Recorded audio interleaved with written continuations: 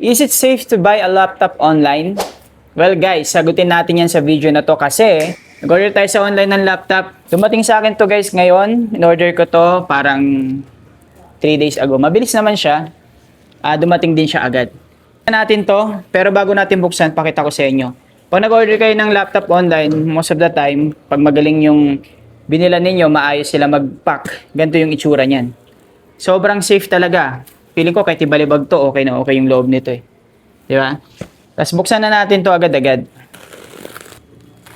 Tip number 1, kapag umorder kayo ng gadget online, kahit anong gadget pa yan, lalo na kung medyo mahal, mag-video kayo kagaya nito.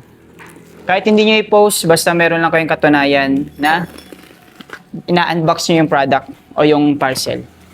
Para pag naghabol kayo ng warranty, kung may problema man, madali ninyong makukuha yung warranty nyo. Kasi kakampi nyo yung platform kasi meron kayong ebidensya. Pag wala kayong ebidensya, mahirapan kayo.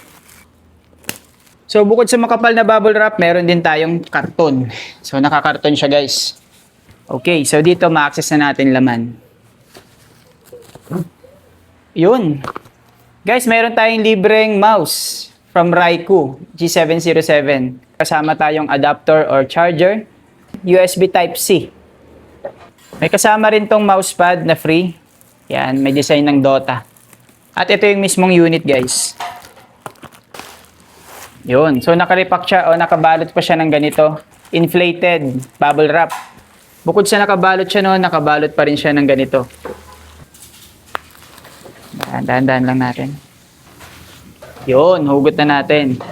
So, eto na yung unit guys na nabili natin. So, again, this is a second-hand na unit from Lenovo. Lenovo ThinkPad guys. Yun, no?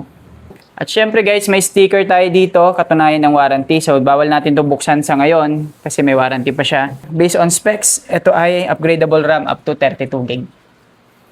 So, yun ang habol ko dito. Tapos medyo mas malaki siya sa una kong biniling Lenovo ThinkPad. Laki yun. 14 inches siya. So, normally, halos kasing size siya nung ginagamit ko ngayon na VivoBook ng Asus. So, naka-Ryzen na rin to guys. Ryzen 5 3rd gen. Tapos may Radeon graphics na rin siya. So, okay na okay siya. Pwede natin gamitin pang gaming. Sa mga light gaming, pwede natin gawin to. In fairness, makinis yung unit. Maganda siya. Malinis, sililinis talaga nila bago nila i-ship tong unit. Kaya pag darating sa'yo ay hindi ka madi-disappoint. Yan. Pero syempre buksan natin, baka may iba pang problema, di ba? So yun guys, may karga siya. So best selling point sa akin ito guys is naka 1080p na to. So maganda yung screen niya, clear and crisp. Pangalawa, upgradable yung RAM niya up to 32GB. So future proofing talaga. Okay na okay siya. Tapos, syempre, naka Ryzen 5 siya, na 3rd generation, pwede talaga siyang pumalag. Yan. Ang regular price nito ay sa website nila o sa store nila is nasa 11,500. Okay, pero nakuha ko lang ng medyo mas mababa kasi may voucher ako. Pero hindi ko na sabihin sa inyo kasi exclusive naman kasi yung mga voucher, okay? So, pero ang regular price nito is nasa 11,500 or ganun. Kulang-kulang 12,000. Yan. So, ilalagay ko na lang siguro yung link kasi wala tong affiliate link eh. Kung may magtatanong sa akin. Pero kung wala naman, hindi ko na lang din i-share.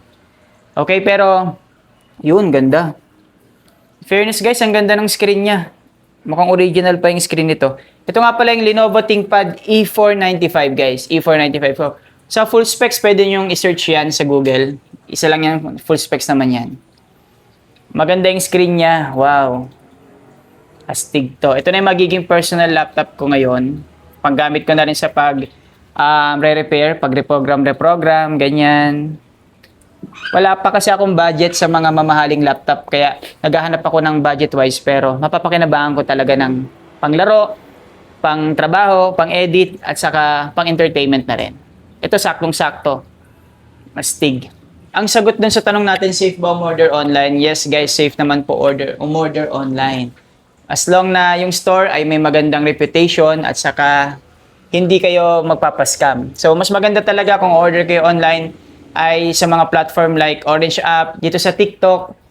At iwasan nyo na lang din bumili ng online kung sa Blue App kayo bibili unless meron kayong meet up or may video call o maayos yung kausap ninyo o merong magandang rating sa marketplace kasi doon nagkalat sa blow up yung mga scammer. Wala kayong habol doon guys kasi wala naman yung moderator. Hindi kagaya sa mga platform na talagang built para sa pagtitinda. Okay, di ba?